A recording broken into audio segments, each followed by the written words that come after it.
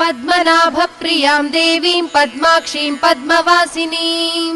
पद्मवक्त्रां पद्महस्तां वन्दे पद्मामहर्निशम् पूर्णेन्दुबिम्बवदनां रत्नाभरणभूषितां वरदाभयहस्ताभ्यां ध्यायेच्चन्द्रसहोदरीं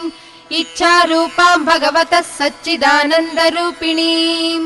सर्वज्ञां सर्वजननीं विष्णुवक्षस्थलालयां दयाळुमनिशं ध्यायेत् सुखसिद्धिस्वरूपिणी। हरिः नित्यागतानन्त नित्यानन्दिनी जनरञ्जनी नित्यप्रकाशिनी चैव स्वप्रकाशस्वरूपिणी